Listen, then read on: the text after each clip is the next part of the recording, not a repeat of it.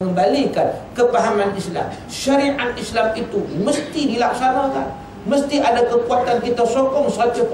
Kalaulah ada usaha yang nak melaksanakan syariat Allah Ta'ala, jangan duk jadi penentang-penentang pula, berjebeh mulut pula bila sebut tentang Islam. Jadi kat mana nak nilai orang Melayu? Akhirnya jadi layu itu je lah kan? Jadi maknanya saya nampak dari sudut hendaklah kita memperkemahkan tegangan Islam itu. Apakah yang dimaksudkan dengan Isa Al-Masih yang diagungkan oleh orang Kristian? Apakah maksud Al-Masih itu sendiri? Orang Kristian memang menganggap Isa ni the son of God, anak Tuhan. Ini masalahnya. Dia ginilah cerita orang Kristian begini. Ni cerita dongeng dia balas. Jangan percaya cerita ni. Ni cerita dongeng Kristian. Cerita dongeng Kristian macam ni. Dia kata bila mana Nabi Adam alaihissalam makan buah khuldi, Adam salah. Bagi dia Adam dosa. Bagi Kristian dia kata Nabi Adam berdosa. Dosa. Jatuh atas dunia. Bila mana Nabi Adam berdosa, semua keturunan zuriat Nabi Adam semua berdosa juga. Itu Kristian punya pandangan. Kita buat begitu kan? Semua berdosa berapa? Berdosa, lahir dosa. Semua anak lahir dosa. Lalu Allah sayang kepada hamba-hamba dia. Allah hantar anak dia sendiri. Ni timbul ni. Nabi Isa tu dianggap sebagai anak Tuhan untuk disalibkan, ditumpahkan darah dengan tujuan menghapuskan semua dosa anak-anak Adam. Tak cuma rapu kali punya dongengan. Ini cerita dongeng daripada Kristian. Sedangkan Al-Quran sendiri menyatakan bahawa Nabi Isa tidak wa ma salabuhu wa ma qataluhu, dia tidak disalib, tidak dibunuh kan? Tapi Nabi Isa diangkat oleh Allah Subhanahu wa taala. Wa syubiha lahu, makna diserupakan dengan orang lain. Orang yang dibunuh tu orang lain, bukan Nabi Isa alaihi salam. Dan Nabi Isa juga disebut Al-Masih. Mengikut setengah riwayat, Masih itu merujuk juga kepada Masaha, yang dia sapu. Dia ni Allah bagi mukjizat, dia sapu je baik penyakit kan? Maknanya sapu je. Itu juga salah satu yang menyatakan sedemikian mukjizat yang diberi oleh Allah Subhanahu wa taala kepada Al-Masih. Dan Dajjal bagi Masih juga. Masih Dajjal, setengah ulama sebut Masih Dajjal itu ialah merujuk kepada kecacatannya.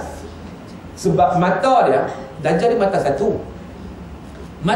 Kadang-kadang orang nak bayang mata satu tengah-tengah ni, bulat tengah kan. Mata nur itu. Dajjal ni manusia biasa, orang macam kita ya. Mata satu tu makna dia mata sebelah dia mamsuh.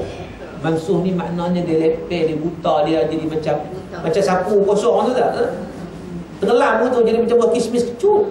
Dan sebelah lagi mata dia terbelia, timbul. Jadi itu yang kata dia ni cacat, yang kata apa Dajjal ni. Lepas tu dia buat benda luar biasa pun takkan Tuhan cacat, sebab lah dia mengaku sebagai Tuhan kan. Jadi maknanya itu yang kata Al-Masih Ad-Dajjal. Baik.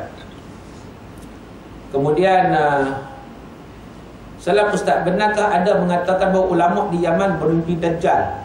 Ni mesti main lewat. Abang tadi awal tu. Memang hari ni orang duk kata ada, saya tak tahu lah, saya tengok kat YouTube orang kata ni ulama Yaman mimpi kemunculan Dajjal. Ini mimpi semua tak boleh pakai. Nah, cerita. Mimpi saya sebut daripada awal ni tidak boleh jadikan hujah syarak. Tak boleh. Kita berdasarkan nas. Bila berdasarkan nas tuan-tuan, Dajjal keluar lagi. Mahdi ada lagi. Tak ada lagi. Jadi nak pakai nas tak pakai mimpi. Ambo bila ulama Yaman, ulama apa, ulama sebut nama ulama tu. Dan tuan-tuan kena tahu kadang-kadang, minta maaf cakapnya, aliran Yaman yang datang ke Malaysia ni ada yang okey, ada yang KO. Okey ada yang tak okey. Semalam saya sembang dengan pelajar-pelajar Yaman yang belajar di Yaman. Dia kata Ustaz betul, saya duduk sana di Tarim dan sebagainya. Saya tahu dia kata ada semua tu. Ada semua depa yang khurafat kepada Allah. Dia duk pergi kat kubur cium batu nisan, duk ambil berkat. Kadang depa kata pasiak ni, bila kita ambil pasiak ni buat balik, dia boleh menghapuskan dosa. Ada orang Malaysia pergi ambil buat balik. Percaya. Ada jenis lagu tu ada. Ada yang jenis buat sambutan Maulid, dia letak kursi kosong depan ni, jangan duduk. Pasal apa? Wali Allah nak duduk pada atas masa tu. Tak keharu kan? Jadi maknanya kadang-kadang kita kena taktif. Bukan maknanya bila mari, sebab zaman lah ni zaman yang orang suka qasidah kan. Qasidah tak ada masalah, tetapi nak kena berdasarkan kepada ilmu.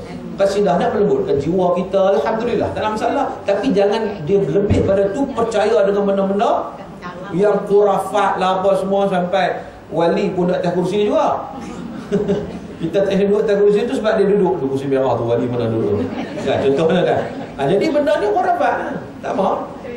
Sebab tu tambah-tambah dengan menjadikan mimpi. Saya pun boleh begitu. Malam tadi saya mimpi Rasulullah beritahu saya sekian, tak haru kan? Maka dengan sebab itu tak boleh jadi hujah. Kalau kamu lebih baik apa, itu nikmat bagi kamu yang Allah bagi kamu. Tapi nak jadikan itu satu dalil menunjukkan apa yang berlaku sekian tak. Syariat Allah dah lengkap, Nabi dah begitu lengkap dah. Rujuk pada Quran, rujuk pada hadis Nabi SAW.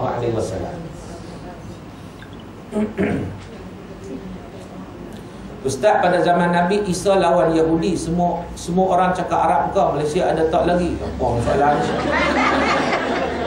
Soalan nikah pendek-pendek faham kan? Lawak. Soalan lawak. Dia ada satu bahasa dulu, dia panggil bahasa Ibrani, bahasa Syriani. Kan? Bahasa dia.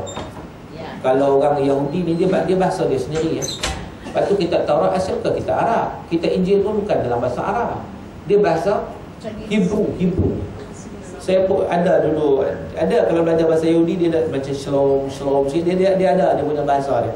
Bahasa lama. Macam dulu kalau bahasa Sanskrit itulah. Ada orang bahasa lama juga. Bukan nak kata baku tu bukan Arab lah. Dia bahasa dia tu. Kalau orang macam kita asal mereka tu bukan bahasa Arab. Bukan. Bahasa Hebrew. Ibrani lah dia panggil. Dia kena belajar khusus lah bahasa tu kan. Tak lama tu.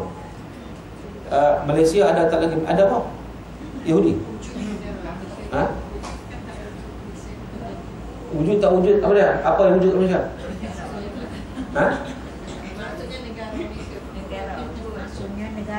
Masa tu wujud ke tak? Negara mungkin wujud. Tapi orang ni kita tak tahu. Waktu sebab kita, kalau kita tengok sejarah tanah Melayu pun dulu, zaman sebelum 1500 zaman-zaman dulu orang ada, tapi dia lebih animisme kan. Dia agama, dia sebelum Hindu lagi. Hindu ni tak ada agama. Dia mau pokok lah apa. Allahuakbar, tu kena kaji sejarah lah. Kena kaji sejarah macam mana tu kita pun tak tahu kan, macam mana keadaan waktu tanah Melayu macam mana kan. Assalamualaikum, apa makna Al-Masih? Dia sebut dia Masih Dajjal, sebut tadi, jawablah. Okey, mohon pencerahan, dah cerah dah tadi, lampu pun cerah. Lepas Dajjal mati, berlaku keamanan dagang Kristian Yahudi semuanya mati dah. Yang maksud Yahudi dan Kristian ni yang dibunuh itu hanyalah tentera-tentera saja. Kita kena ingat, bukan mana mula Yahudi habis semua Yahudi, bila bunuh Kristian habis semua Kristian. Yang bunuh ni ialah mereka yang terlibat dalam peperangan. Hatta orang Kristian pun lepas pada tu ramai juga masuk Islam. Tidak ada paksaan masuk Islam ni, tapi ramai yang bila nampak kebenaran mereka masuk Islam, yang bukan di kalangan tentera. Hak mati ni semua jenis perang ni. Bukan semua orang perang. Takkan semua orang jadi askar. Kan? Ada orang memang tak perang pun. Begitu. Jadi bukan merujuk pada semua sekali dah. Kemudian Assalamualaikum warahmatullahi wabarakatuh. Bagaimanakah untuk menghalang orang kita dari dipengaruhi oleh pengaruh Islam Ortodok yang sedang berluas-luasa sekarang ini? Pengaruh Islam Ortodok itu apa maksudnya? Ortodok ni maknanya dia ni ikut-ikutan, dia tak pakai kepada nas pun, tak pakai pada Quran, tak pakai hadis. Dia ikut Tok Guru dia cakap, walaupun tak ada, orang kata tak ada asas pun, dia kira betul. Walaupun benda tu tak ada nas. Tuan-tuan, saya sebut awal tadi bahawa Nabi dah pesan kat kita. Kadang-kadang kita, saya sendiri mungkin saya boleh cakap silap. Saya manusia kan? Ya. Tapi kalau hak saya sebut tu Quran, hak saya sebut tu hadis, adakah Quran tu silap? Ada kebenaran. Adakah hadis sahih tu silap? Tak. Kita silap. Ya, manusia. Tapi kalau nas itu wahyu. Sebab itu kita, kalau kita nak nilai, kita nilai dari sudut itu. Kalau orang keluar satu kenyataan pelik rasa, kita tanya apa dia punya hujjah dia, apa dia punya asas dia, apa nas dia. Itu cara dia untuk selamat. Bukan fanatik. Ni duk kira ikut-ikutan macam tu je, tidak berdasarkan kepada nas. Sebab tu Allah suruh, Allah turun ayat Iqra bismi rabbikal ladzi khalaq. Konsep Iqra, konsep falsafah ilmu tu, itulah nak wujudkan bahawa Islam ni agama ilmu sebenarnya. Dia bukan pak turut fanatik, dia bukan. Baik. Apa pandangan ustaz seorang yang telah dihukum gantung sampai mati meminta supaya dihukum mati mengikut cara Islam, iaitu dengan dipancung kepalanya? Dia boleh minta, tetapi perundangan satu perkara, dia tak akan dilaksanakan. Ini kalau kita tengok dalam konteks dunia pada hari ini, dia tak akan buat macam orang hari ini. Dia berzina, dia mengaku berzina, dia minta mahkamah syariah menjatuhkan hukuman zina. Boleh tak?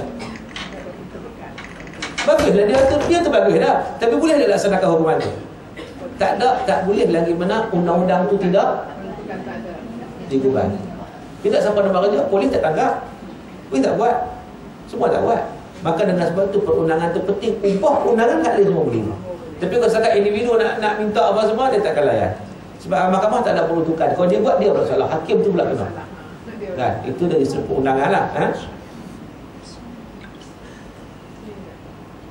Bolehkah kita percaya mimpi jika sebelum tidur kita dalam wuduk dengan bersandarkan kepada mimpi juga adalah sebahagian daripada wahyu?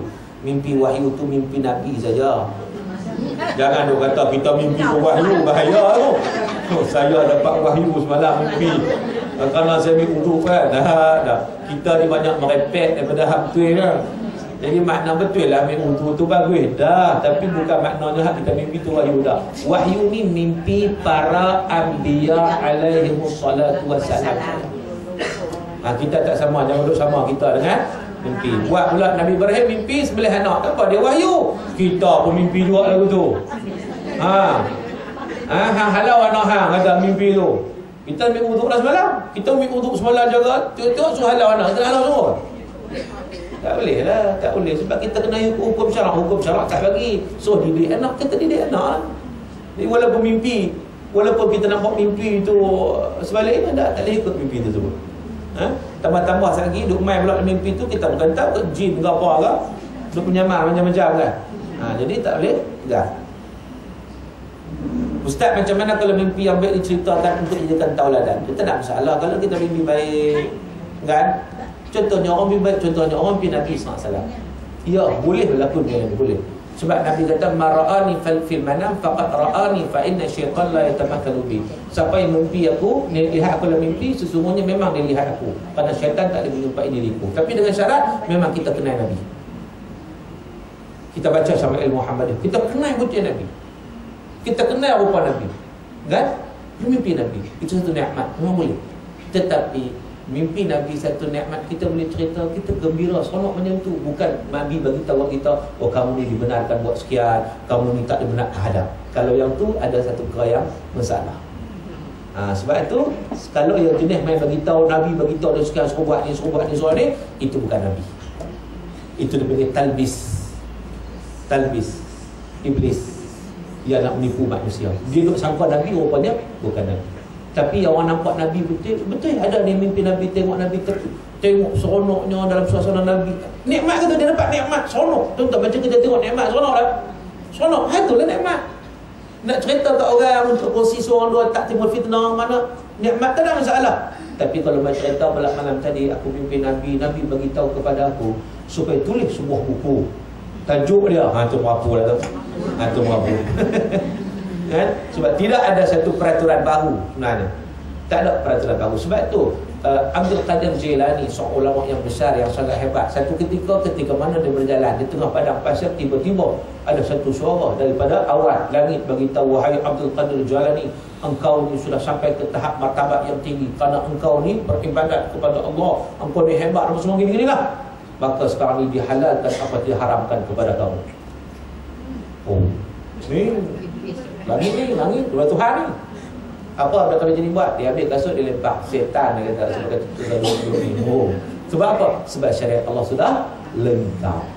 Syariat Allah sudah lengkap. Allah turun Quran dalam surah Al-Maidah ayat 3, al-yawma akmaltu lakum dinakum wa atmamtu alaikum ni'mati wa raditu lakum al-islam madinah. Hari ni kelengkapkan agama kamu. Tak ada dah nak halal benda, nak halal benda baru, haram benda baru, tak ada dah. Semua dah lengkap syariat Allah Subhanahu wa taala yang ada dalam Quran dan ada hadis. Sebab tu kita kata nak kena ada ilmu supaya tak tertipu. Syaitan ni dia pun hari-hari buat research macam mana nak menipu manusia. Buat kajian mana nak menipu orang kan. Dia pun tahu kadang-kadang ada orang baik dia dipu cara baik. Nampak macam betul ya. Tapi tengok-tengok kepercayaan banyak percaya benda mistik. Benda mistik-mistik, benda apa? Kita kata benda-benda misteri Nusantara semua tu kan. Dia suka lagu tu. Sedangkan benda tu tidak ada asas di dalam ajaran Islam. Wallahu ta'ala alam. Soalan saya dah habis. Ada soalan? Ada soalan? Betul ke soalan di sana? Ustaz? Ya. Salam. Aku pendapat Ustaz dengan surat berantai. Surat berantai tu, minta maaf lah. Surat berantai tu selalu datang kat kita.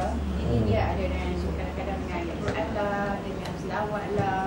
Dan dia kata kita kena paskan kepada 10 orang. Sekiranya tidak, akan ditimpa bencana lah, apalah. Dan siapa yang ikut surat berantai tu, dia patuh akan kena kat surat berantai tu, akan diberi macam kesenangan lah. Macam mana? Kesenangan kita tak layan. Baik. Percaya i'tiqad kepada surat berantai adalah syirik kepada Allah Subhanahu wa taala. Sebab dia percaya surat itu boleh bagi manfaat dan surat itu memberi mudarat.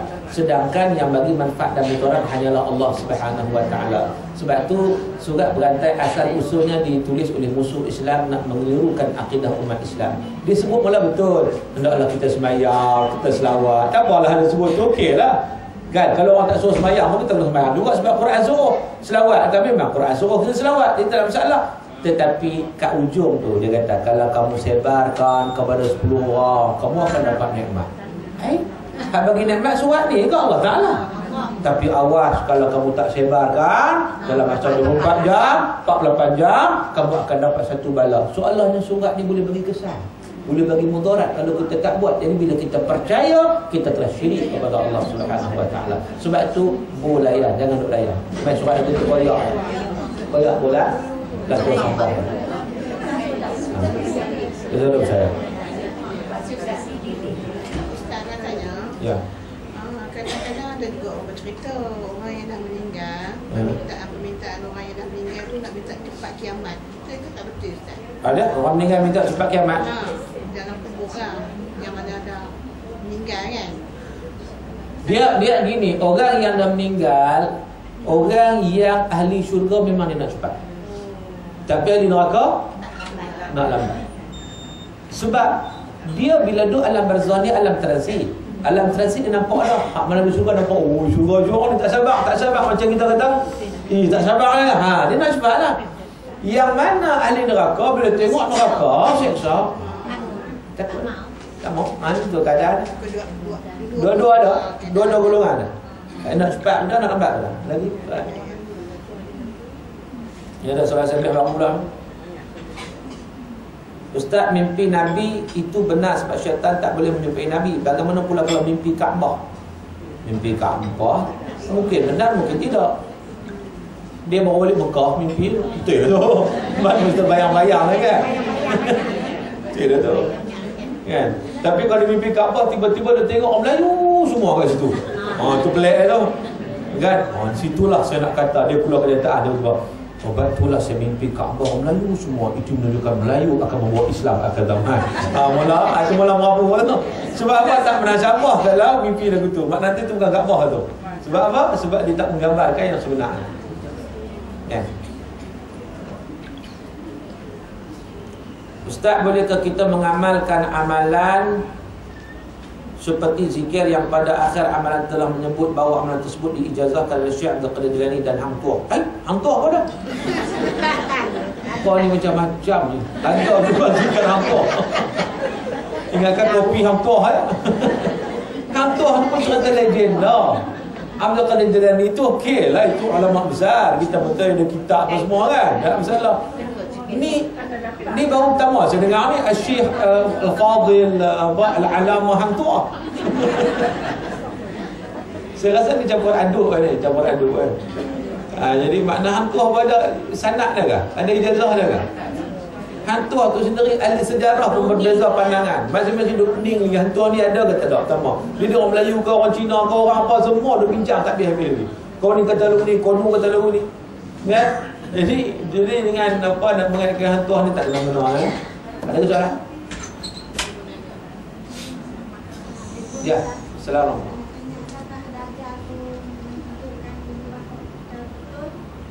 Ha?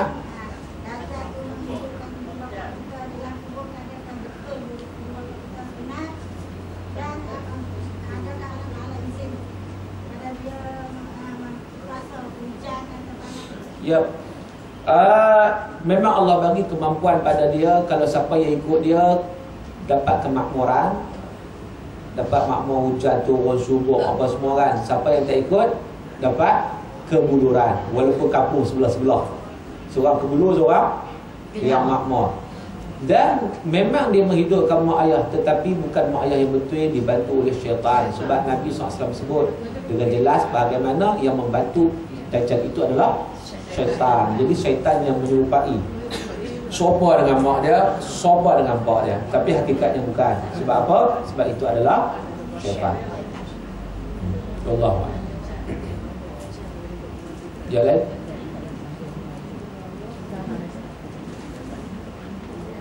Ambillah. Kata nak betul lah. Baik, kata apa, sekadar itulah sedikit perbincangan kita pada pagi ini. Mudah-mudahan insya-Allah sedikit sebanyak yang kita bincang diberkati dan dirahmati oleh Allah Subhanahu wa taala. Apa yang baik itu datang daripada Allah, dan salah-salah itu saya mohon maaf kepada kelemahan diri saya sendiri. Sekian aku qauli hadza wa astaghfirullahal azim li wa lakum. Wabillahi taufiq wal hidayah. Assalamualaikum warahmatullahi wabarakatuh. Dan saya serah kembali kepada Al-Fadhil Ustaz Ibrahim.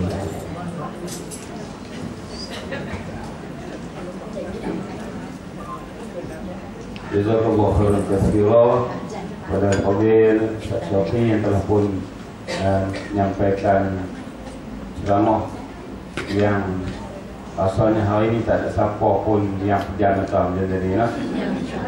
Alhamdulillah. Boleh ada peluang lagi ni, saya buka peluang lagi tanya Ustaz. Tak ada anak. Alhamdulillah hari ini saya sakit lidah ni tu cakap lidah ni lidah ada lidah. Jadi asalnya jelas lah kita, no? Apa nama peristiwa yang akan berlaku sebelum naiknya matahari sebelah barat. Banyak benda lagi nak naik tu. Sebelum nak naik matahari sebelah barat tu banyak perkara lagi yang kita akan hadapi. Jadi tak boleh tak 2015 esok naik matahari sebelah barat. Salah. Tak kira siapa, guru syak mana pun salah. Sebab bertentangan dengan nas, Al-Quran dan Sunnah. Kalau dalam Quran tak ada, dalam Sunnah, dalam hadis itu jelas. Tak boleh tanya orang depan ni. Jangan tanya orang depan kau Ustaz 2015. Walaupun memanglah kita ni bimbang dengan kiamat, bimbang dengan kita ni tak diterima taubat kita kalau terbit. Sungguh. Tapi bukan tempat. Yang penting kiamat kita ialah mati kita. Tak bersedia untuk nak mati. Ada bersedia untuk tunggu Imam Mahdi. Sedia nak keluar Bani Tamim, atau tanah ni Melayu. Ini tafsir Batini. Kalau kita tengok dalam kategori tafsir yang ada dalam tafsir, dia kira tafsir Batini sesat. Tak tandung pun dengan tanah mim Melayu tu. Jadi jelaslah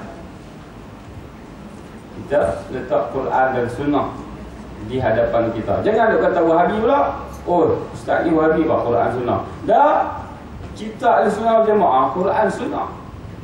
Ijma' dan qiyas. Jangan sikit-sikit kita dah kembali kepada Quran Sunnah Wahabi.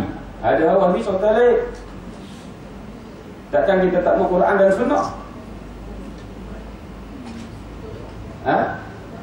Jadi saya nak ceramah pula ini. Masa panjang ni. Boleh ni. Kalau masih ada soalan saya buka lagi boleh buka balik, tak ada masalah. Ada ni hasil lah kan. Tapi bukan saya jawab. Silakan.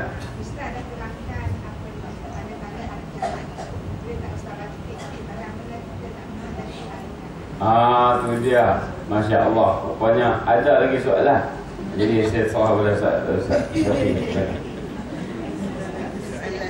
Baik, dia mesti rumah. Oh, minggu sebelah. Oh, lain lagi. Saya tak tahu waktu sampai ke rumah. Okey. Tak apa. Sebelum nak jawab tu adalah soalan ni. SMS pada ni. Baru sampai. Soalan saya jawab soalan. Ustaz, Ya'juj dan Ma'juj tak nak sambung ke? Oh, soalannya. Ya'juj dan Ma'juj. Baik, ringkas Ya'juj dan Ma'juj kita berujuk dalam surah Al-Kahfi cerita Ya'juj dan Ma'juj. Cumanya ringkasnya Ya'juj dan Ma'juj ini juga bangsa daripada manusia. Dia bukan makhluk asing, bukan alien. Sebagaimana diceritakan dalam cerita-cerita Israiliyat, kadang terima panjang lah, pendek, kecil, berapa inci, itu semua cerita Israiliyat. Tapi sebenarnya dia satu bangsa daripada manusia yang melakukan kerosakan di atas muka bumi ini selepas kehancuran Dajjal. Itu Ya'juj dan Ma'juj. Soalan lagi. Soalan Ustaz, maaf luar tajuk. Mohon penjelasan tentang akhir hayat 100 hari terakhir dan hari-hari seterusnya sebelum kematian. Maknanya ada orang kata bahawa 100 hari itu dia akan berlaku lagu ni. Dia adalah pecaman saja. Pecaman ni maknanya pengalaman orang. Dia tidak berdasarkan kepada nas. Mungkin ya, mungkin tidak. Kan? Tapi biasanya orang pecaman ni lepas mati berucap. Ya. Oh ya. Lagi tak mati sebuhungnya. Tengoklah kau pernah macam mana pun dia tak cak. Macam bagi pecaman ni lepas mati. Loh, patut pun dia main. Betul kita kata mati ni tetap menjadi rahsia Allah Subhanahu Wa Taala. Kita tak nampak bawah tabiat tu. Walaupun dia bawah tabiat kita tak nampak, kan? Adakah berdosakah meletak Al-Quran bersama dengan hantaran-hantaran seperti kasut, beg, lain-lain seperti apa yang berlaku sekarang ni? Quran ni dia kena beza dengan barang lain. Jangan pitak dengan kasut apa semua tu, kan? Walaupun memanglah bersih, tapi ketinggian tu berbeza. Quran ni kalau boleh kita tak special sikit daripada yang lain lah. Sebab nak menghormati Quran tu ni tengok-tengok kasut di atas Quran, takkan haru, kan? Jadi maknanya walaupun dia bukan berniat nak menghina pun, perbuatan itu adalah menyalahi adab dari sudut beradab dengan mushaf Al-Quran. Quran ni kita nak pegang pun kita ambil wudu, betapa jaga yang kata itu mushaf Al-Quran. Ini buat lebih kurang dah kan. Jadi nak menikah lah, tapi biarlah jaga adab dia. Ni semangat nak menikah lupa habis semua lah. Surah Kahfi dapat menghindari daripada fitnah Dajjal. Dia betul sebab Nabi SAW sebut. Ini berdasarkan hadis Nabi. Bila mana dia berdasarkan hadis Nabi, tidak ada keraguan. Nabi sebut bahawa man qara'a 10 ayat min suratul Kahfi fi riwayah min awal fi riwayah kita akhir. 10 ayat daripada surah Kahfi usima minad Dajjal. Dia akan diselamatkan daripada fitnah Dajjal. Kalau ulama dalam membicarakan tentang perkara ini, dia bincang sebab apa Nabi sebut begitu. Sebab antaranya surah Kahfi ni cerita tentang pemuda Kahfi yang mempertahankan keimanan. Dajjal ni cerita mainlah dalam fitnah yang kita kena pertahankan keimanan. Jadi kita tengok bagaimana cerita pemuda Kahfi tu dengan 7 pemuda, 7 orang itu, kekuatan mereka nak pertahankan akidah, Allah selamatkan mereka. Jadi begitu juga dalam suasana yang fitnah yang sangat besar Dajjal ini, kita menghayati perkara akidah itu, insya-Allah kita dapat menyelamatkan diri kita daripada terjebak dalam perkara-perkara yang melibatkan fitnah Dajjal. Baik, seterusnya, Ustaz, macam mana kalau ada orang berkata ada ternampak Rasul berjalan-jalan dalam rumahnya? Orang ini memang alim. Dia duduk di rumah dia ni alim, tapi dia nampak Nabi duduk jalan dalam rumah dia, kan? Itu setan. Setan. Sebab apa? Sebab ini satu perkara yang tidak berasaskan kepada nas. Dan ini juga kita sebut sebagai satu perkara yang melibatkan talbis iblis. Talbis iblis. Maknanya ada masalah. Jumpa Nabi dalam mimpi memang itu ada hadis, tapi jumpa Nabi secara berdepan live ini, itu ada masalah. Kan? Siap jalan dalam rumah lagi. Hari jalan siapa tahu tengok dia. Kan? Kemudian soalan tadi tentang persiapan, persiapan untuk menghadapi hari kiamat. Macam yang Ustaz Rijal sebut tadi, kiamat akan dekat dengan kita ialah mati.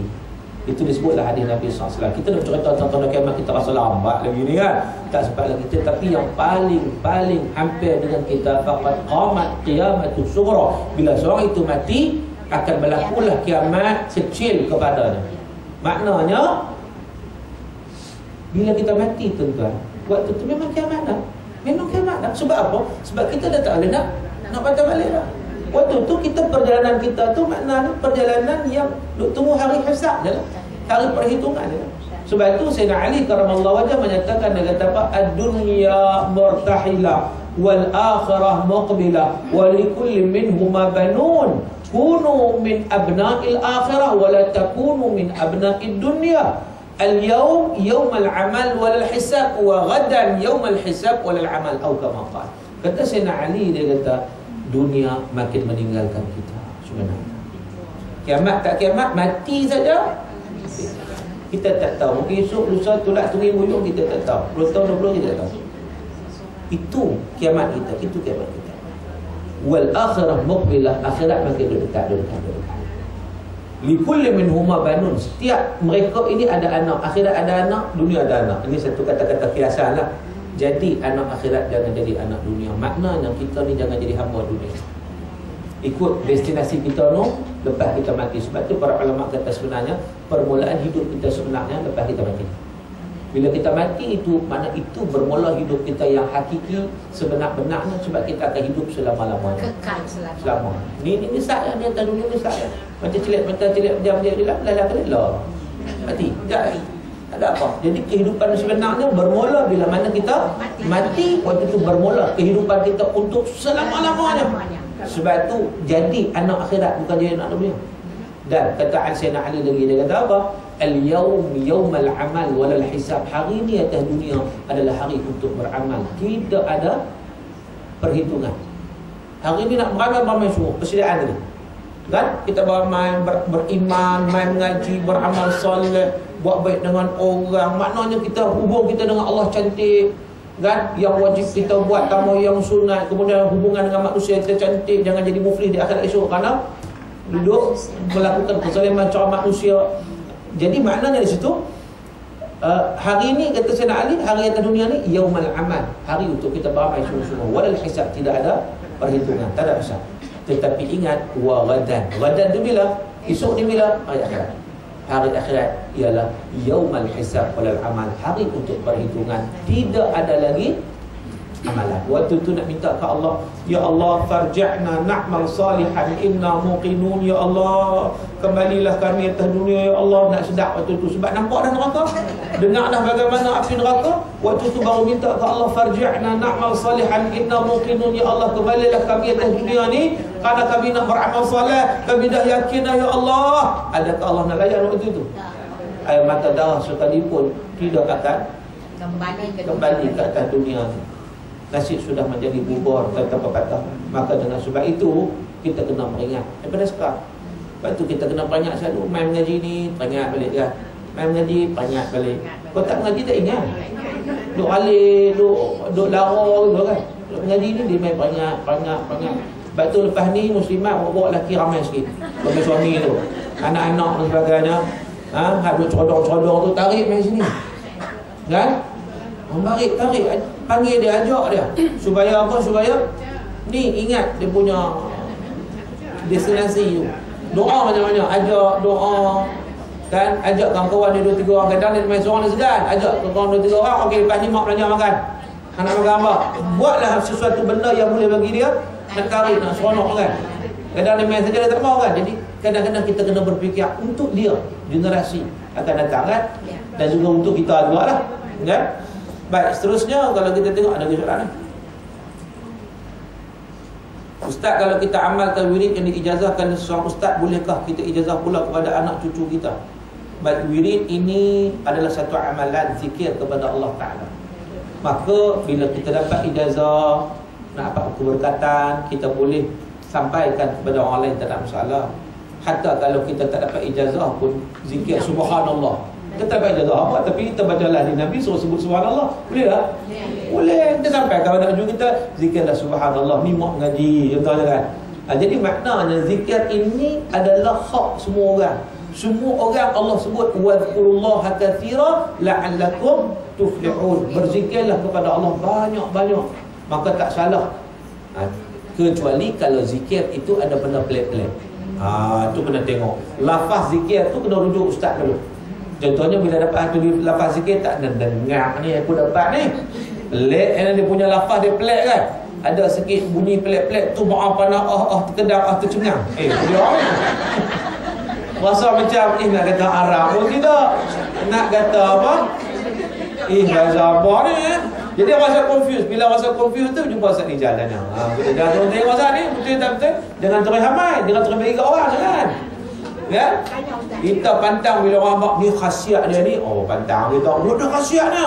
Yang ni nak zikir kerana Allah ke zikir kerana khasiat? Itu kena tengok. Itu kadang-kadang iblis masuk tu. Macam orang belajar tasawuf. Dia belajar tasawuf, dia nak baik hati ke nak dekat dengan Allah ke atau nak dapat benda pelik? Ada orang dia nak dapat benda pelik. Kalau aku zikir dia 1000 kali, aku boleh esok ni orang dia duduk hati dia boleh baca. Contohnya, kalau jenis macam ni iblis masuk. Iblis masuk. Sebab tu kena mengaji supaya kita tahu, supaya kita buat sesuatu tu betul-betul nak cari redha Allah Taala. Satu nak cari redha Allah ikhlas, yang kedua kita buat tu kena betul. Kena jelas. Sebab bukan nanti orang kata zikir betul-betul zikir. Dah kena tengok zikir tu yang bertepatan. Ya. Apa dimaksudkan dengan dabbatul ardi? Dabbatul ardi ini disebut juga dalam hadis Nabi SAW tentang binatang bumi. Dabbah ni binatang kaki 4, al-ard bumi, keluar daripada bumi dekat Bukit Swafar. Iaitu dia akan keluar, dia akan bagi cop. Cop maknanya lepas matahari naik belah barat, waktu tu taubat dah tak terima. Ada orang masih lagi menipu soalan dia munafik. Dia menipu seolah dia orang Islam. Maka datang ni akan beritahu tu ni mohon memang tak orang. Mana dia akan mengenal pastikan, mengklasifikasikan antara orang yang benar dengan orang yang tak benar. Itu dabbatul ard. Assalamualaikum warahmatullahi wabarakatuh. Mengapa perlu Nabi Isa bunuh babi? Memang adalah hadis Nabi SAW juga bagaimana Nabi Isa bila diturun dia akan buat dua benda, antaranya dia mematahkan salib dan juga menghancurkan, memusnahkan babi. Sebab apa? Sebab yang pertama ini dua fitnah yang diberikan oleh orang Kristian kepada Nabi Isa.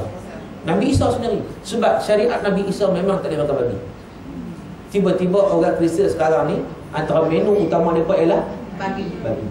Dengan disandarkan kepada agama kononnya Nabi Isa. Satu. Yang kedua, mereka juga pembohongan dengan buat kata Nabi Isa itu disalib.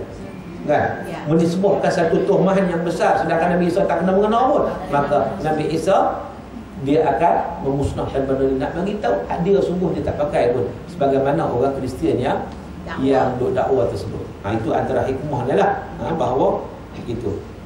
Ustaz bagaimana apa ni? Ustaz, semasa saya bersekolah ada seorang ustaz saya beritahu kami bahawa pengasas kamus bahasa Arab Al-Marbawi lebih hebat dari Ustaz Haruddin. Kerana Ustaz Haruddin hanya mimpi Nabi tanpa berbicara, tapi Syekh Al-Marbawi dapat berdialog terus dengan Nabi dalam mimpinya. Kami muskil minta pencerahan. Dia ni dua-dua alim ulama. Syekh Marbawi pun alim ulama, Ustaz Haruddin pun alim ulama. Apa masalahnya kita? Masalah tu kat kita sebenarnya. Masalah tu dekat kita. Ya? Syekh Marbawi ma'ruf. Kita guna kitab dan Bahrul Aziz tu Syekh Marbawi. Orang alim, orang hebat. Sarun pun orang kenal kan, orang hebat, orang alim. Jadi apa masalah kita? Kan? Masalah nak compare, nak banding pula, dia ni mana bagus lagi antara daripada orang. Apa tujuannya? Apa tujuan? Bagus warga kita husnuzan, sangat baik dengan Allah Subhanahu Wa Taala. Depa ni bagus belaka. Kita nak jadi bagus macam depa juga. Alah betul. Kita tu nak jadi bagus macam depa juga. Belajar ilmu sungguh-sungguh apa semua, ikhlas kerana Allah Taala, buat kerja lillahi taala apa semua. Terus ada banding-banding, macam orang nak banding Imam Syafi'i dengan Imam Hanafi. Mana hebat lagi? Ini semua mengarut juga. Kan? Dok compare apa kita tu sekelumit pun tak ada. Kita nak mencontohi semua mereka, para alim ulama. Okey? Ya. Kemudian Ustaz, bagaimana kalau kita lebihkan selawat daripada berzikir kepada Allah Subhanahu Wa Taala? Dia begini, dia selawat itu juga termasuk zikrullah, termasuk. Kan? Tapi tak cukuplah selawat saja. Sebab tu kalau ahli-ahli tasawuf sebenarnya, kalau kita tengok, mereka menggabungkan kesemua sekali. Ahli-ahli tarikat, hatta yang benar ni tarikat yang benar, antaranya maka akan, antara benda paling basic lah, benda paling asas, la ilaha illallah tu mesti ada. Itu kita punya syahadah kan, zikir dengan la ilaha illallah. Nah, kemudian istighfar kena ada, istighfar kita sebab kita mohon ampun kepada Allah. Yang ketiga selawat kepada Rasulullah sallallahu alaihi wasallam. Sebab itu dituntut juga oleh Allah Taala. Allah sebut tentang bagaimana kewajipan orang beriman untuk selawat. Jadi kena ada belaka, kena ada semua. Ya, barulah insya-Allah diterima oleh Allah Subhanahu Wa Taala. Wallahu taala al-habira. Salam alaikum. Oh, jam cukup. Itu kan jaga jam ni, Pak. Jaga masa. Jaga masa, bagus. Reminder, itu kan jaga masa. Okay? Jadi, oleh kerana jam sudah cukup ke sebelah, jadi sekadar itu perbincangan kita. Mudah-mudahan diberkati dan dirahmati oleh Allah. Assalamualaikum warahmatullahi wabarakatuh. Alhamdulillah. Tepat ke sebelah. Macam tanya Ustaz, memang tak boleh lebih. InsyaAllah, mudah-mudahan kita boleh mengambil banyak manfaat daripada apa yang telah disampaikan tadi oleh Fadil Ustaz Syafi yang main jauh daripada Selangor, tapi orang Pulau Pinang, orang Jarak, Jarak atas. Jarak atas, kampung Udok, kampung Udok atas. Jadi, insyaAllah mudah-mudahan kita akan dapat jemput lagi Fadil Ustaz. Kita ada masjid baru, masjid orang tidak, pokok masjid nak jemput. Dia berangkat jari tu. Jemput. InsyaAllah dalam Semalam tadi tak di sana semalam. Semalam itu Ustaz ke negara malam Ustaz di Yan. Di Yan. Selamat.